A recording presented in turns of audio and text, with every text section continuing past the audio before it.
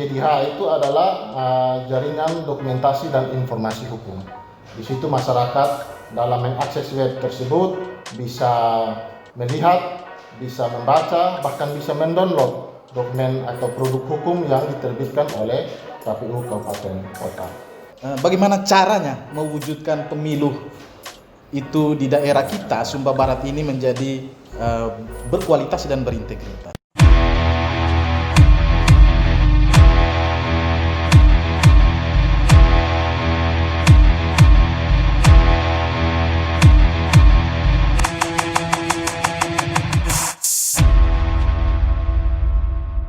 Hai teman pemilih, salam jumpa kembali bersama kami KPU Kabupaten Sumba Barat dalam acara podcast Mamuli. Mari omong pemilu dan pemilihan. Semoga hari ini menjadi hari yang membahagiakan dan menggembirakan buat teman-teman pemilih sekalian. Ini merupakan episode kelima Mamuli. Kami ingin berbincang-bincang, tentunya kita sekalian ingin berbincang-bincang tentang potret hukum pemilu itu sendiri. Telah hadir bersama kami Bapak Teguh Raharjo, Komisioner KPU Kabupaten Sumba Barat periode 2019-2024. Selamat sore Pak Teguh.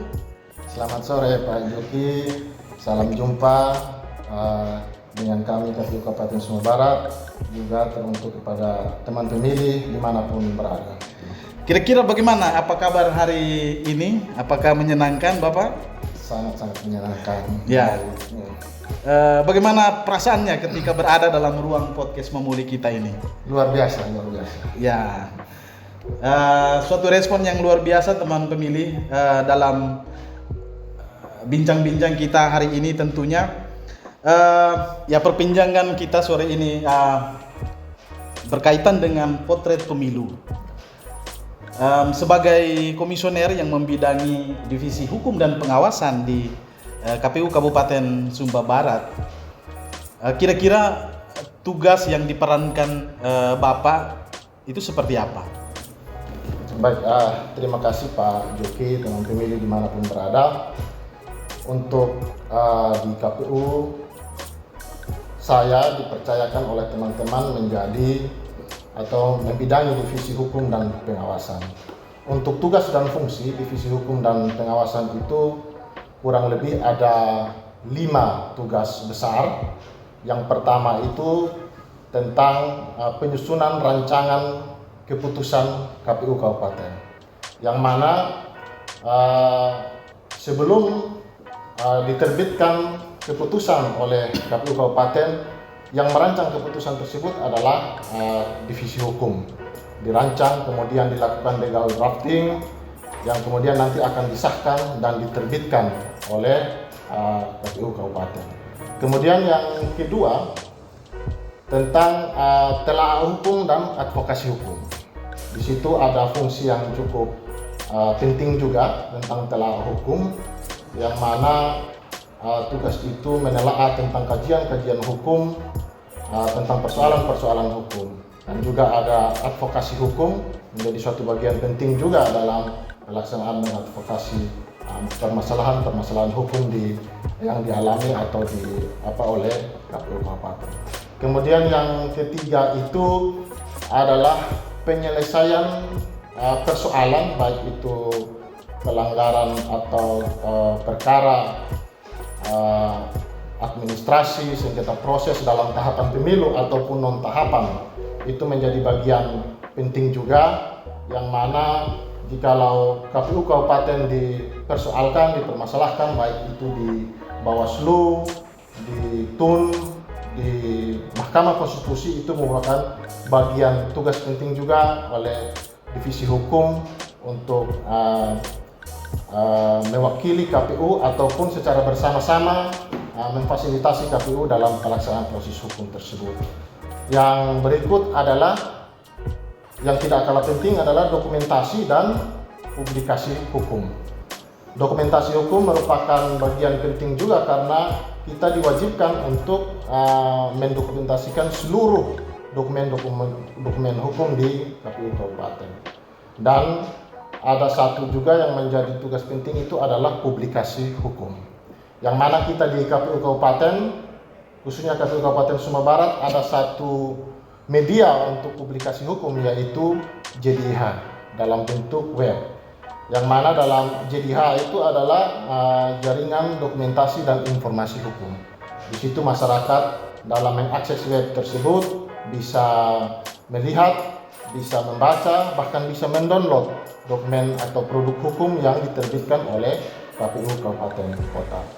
Yang terakhir adalah pengawasan dan pengendalian internal dan penanganan pelanggaran administrasi terhadap penyelenggara kita, baik itu PPK, PPS maupun KPPS.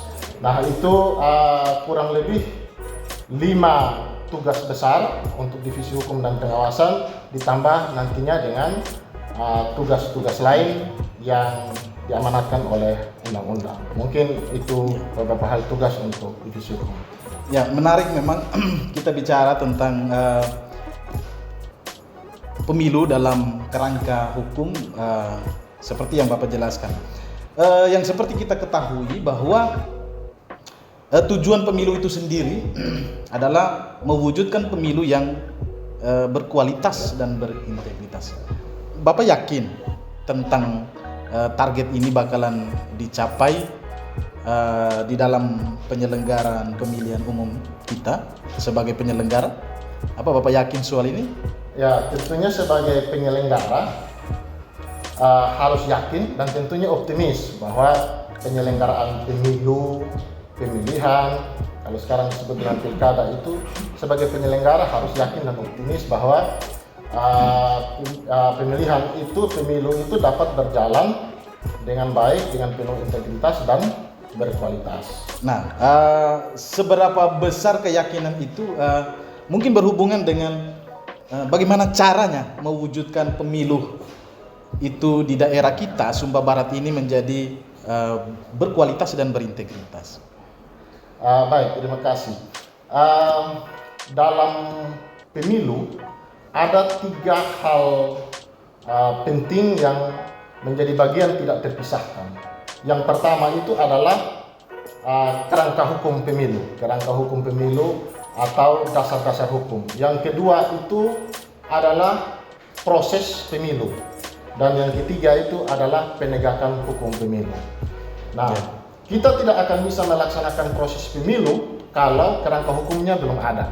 Jadi kerangka hukumnya itu harus ada, undang-undangnya, peraturannya itu harus ada dulu di awal sehingga prosesnya dapat kita laksanakan. Mengapa harus ada kerangka hukumnya? Jadi kerangka hukum itu dibentuk agar tidak terjadi, yang pertama itu yang tidak terjadi yang namanya kekosongan hukum. Bagaimana kita bisa melaksanakan pemilu kalau dasarnya tidak ada? Kemudian yang kedua, agar kita tidak multitafsir. Di sini kita kalau tidak ada dasar hukum maka penyelenggara akan bingung menafsirkan atau menerapkan dalam pelaksanaan pemilu tersebut.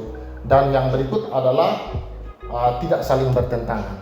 Artinya kalau sudah ada dasar hukumnya, sudah ada aturannya, pasti seluruh penyelenggara maupun peserta pemilu mengikuti proses itu sesuai dengan apa yang tertuang.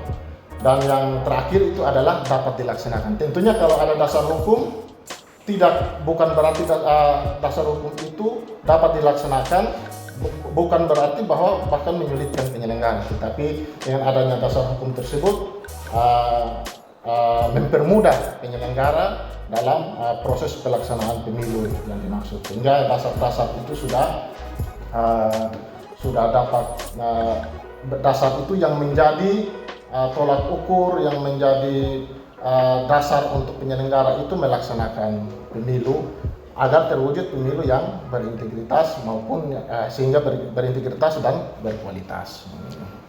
Baik, teman pemilih sekalian, tentu ada banyak hal yang kita akan bicara, berbincang-bincang lebih lanjut dengan narasumber kita yang luar biasa pada sore hari ini. Tetapi kami meminta waktu untuk saya mengizinkan Bapak narasumber, mari minum dulu sambil kita membahas banyak hal tentunya. Boleh.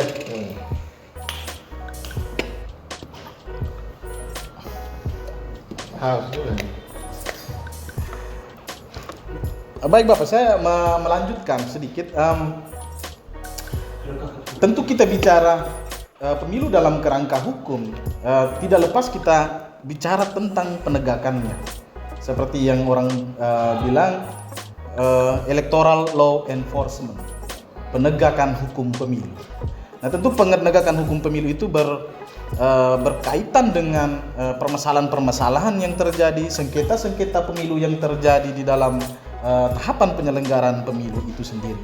Kira-kira menurut Bapak ini permasalahan-permasalahan manakah yang masuk dalam ruang lingkup perbincangan kita tentang potret hukum pemilu itu sendiri, Bapak? Baik, terima kasih.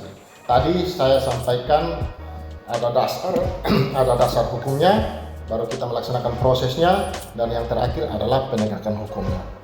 Nah, bagaimana kita menciptakan suatu pemilu yang berintegritas dan berkualitas? Tentunya pelaksanaannya harus berdasarkan atau sesuai dengan dasar hukum yang ada. Pertama, pelaksanaan pemilu itu adalah poin penting dalam kita melaksanakan yang namanya demokrasi amanat dalam mewujudkan pemerintahan yang dari rakyat, oleh rakyat, dan untuk rakyat. Tentunya untuk mewujudkan hasil demokrasi yang baik dan berkualitas, di situ ada penyelenggara. Penyelenggara tentunya harus bertindak, bekerja secara profesional, secara adil, secara jujur, dan secara mandiri. Yang mana kalau dan yang terakhir itu secara akuntabel. Jujur tentunya kita melaksanakan sesuai dengan apa yang ada, tanpa adanya kepentingan pribadi, kepentingan golongan, ataupun kepentingan pihak lain yang mengganggu kita atau mempengaruhi kita. Yang kedua itu mandiri. Mandiri tentunya kita tidak tanpa tekanan ataupun pengaruh dari luar. Kemudian yang berikut adalah adil, tentunya kita menempatkan sesuai hak dan kewajiban, dan akuntabel, apa yang kita laksanakan itu dapat kita pertanggungjawabkan. Nah, ini yang harus penyelenggara laksanakan dalam proses pelaksanaan pemilu. Kalau ini dilaksanakan tidak sesuai dengan asas-asas dan prinsip yang saya sebutkan tadi, tentunya pada akhirnya ada penegakan hukum pemilu. Yang mana penegakan hukum ini mungkin yang perlu diketahui oleh masyarakat yang selama ini belum diketahui secara umum. Saya menyebutkan ada beberapa jenis pelanggaran yang bisa terjadi di pemilu. Kurang lebih itu ada 5. Yang pertama itu ada yang namanya pelanggaran administrasi. Pelanggaran administrasi itu adalah pelanggaran karena penyelenggara ataupun peserta pemilu, bisa terjadi di penyelenggara, bisa terjadi peserta pemilu yang melaksanakan tahapan itu tidak sesuai dengan mekanisme. Kemudian itu biasa ditangani atau oleh teman-teman di Bawaslu. Nanti setelah itu Bawaslu akan mengeluarkan rekomendasi untuk diteruskan kepada kita KPU, dan kita akan menelaah dan menindaklanjuti rekomendasi tersebut. Yang kedua adalah tentang pelanggaran pidana. Pelanggaran pidana pemilu juga ini bisa terjadi di penyelenggara, masyarakat, maupun kepada peserta pemilu. Ini biasanya ditangani oleh satu badan atau lembaga khusus yang dibentuk oleh Bawaslu yang disebut dengan Gakumdu atau Penegakan Hukum Terpadu.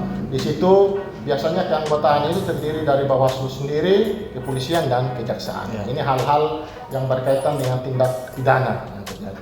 Dan yang ketiga itu adalah sengketa proses. Sengketa proses itu adalah sengketa yang terjadi karena dikeluarkan dokumen atau keputusan oleh KPU.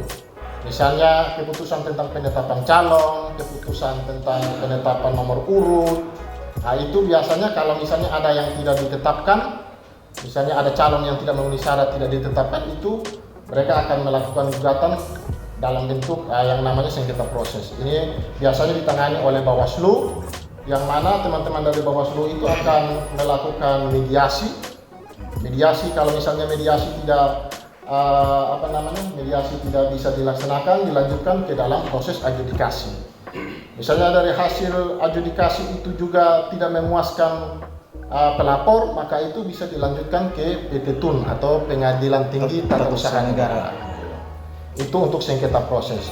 Kemudian ada yang selama ini mungkin cukup familiar di kita, ini adalah yang namanya sengketa hasil pemilu atau perselisihan hasil PHPU, perselisihan hasil pemilu, yang mana ini ditangani oleh Mahkamah Konstitusi. Jadi karena di situ berbicara tentang sengketa hasil atau perselisihan hasil, maka yang diperkarakan itu adalah hasil akhir dari pemilu itu sendiri. Jadi berapa nanti hasilnya, kalau misalnya dirasakan tidak adil atau tidak memuaskan bagi pasangan calon atau calon itu, bisa dilaporkan ke Mahkamah Konstitusi. Dan yang terakhir ada yang namanya pelanggaran kode etik. Kalau pelanggaran kode etik ini melekat kepada pribadi penyelenggara itu sendiri. Itu yang berkaitan karena mungkin penyelenggara itu melanggar kode etik, kode perilaku, sumpah janji. Kita kan kalau dilantik ini disumpah dijanji. Penyelenggara itu wajib menaati, melaksanakan kode etik, kode perilaku dan sumpah janji. Jika kalau ditemukan ada penyelenggara yang melanggar itu, maka bisa dilaporkan di DKPP. Ingat, yang menangani ini adalah DKPP atau Dewan Kehormatan Penyelenggara Pemilu. Mungkin itu gambaran untuk penegakan hukum pemilu, Pak Joko. Ya, menarik kita bicara tentang hukum pemilu. Memang dalam kerangka permasalahannya seperti yang Bapak sebutkan dan Bapak jelaskan tadi. Sejauh ini Bapak pengamatan dan bahkan mungkin mengalami sendiri peristiwa atau berperkara di Mahkamah Konstitusi dalam hal ini perkara hasil perselisihan suara pemilu, itu bagaimana hasil pengamatan dan pengalaman Bapak sejauh ini sepanjang ini?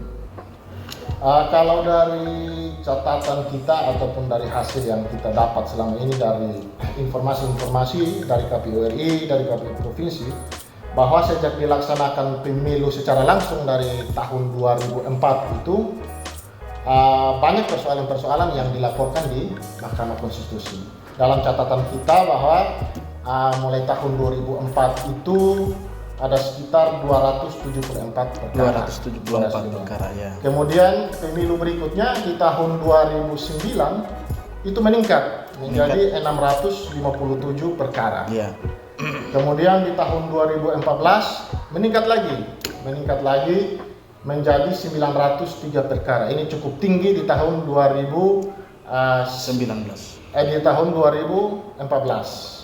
Jadi tadi saya ulangi, 2004 itu 274, 2009 itu 657, 2014 itu 903. Tetapi masuk pada tahun 2019 tren itu menurun. Tren menurun. Kalau yang tadi dari 2004 sampai 2014 itu meningkat, begitu di 2019 menurun dari 903 di tahun 2014, di 2019 itu hanya 341. Nah, apabila kita melihat bahwa dia mengalami tren menurun itu, pertanyaannya sekarang, apakah memang penyelenggara, peserta pemilu dan masyarakat dan teman-teman pemilih sekalian sudah memahami aturan main dari pemilu itu sendiri atau seperti apa, sehingga di tahun 2019 PHPU trennya malah menurun? Memang kalau dilihat semakin ke sini penyelenggaraan pemilu itu dalam tanda kutip semakin baik.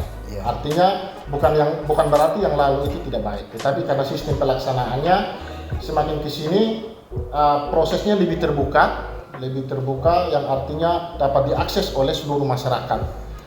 Kalau dulu mungkin bukan tidak bisa diakses, tapi karena masih kurang informasinya secara ini, jadi sedikit terlambat untuk masyarakat itu memperoleh informasi. Tapi saat sekarang, hari ini pemungutan suara, habis menghitung seluruh masyarakat sudah bisa tahu bahwa perolehan suara di TPS ini berapa, di TTS yang lain itu berapa, itu sudah bisa diketahui.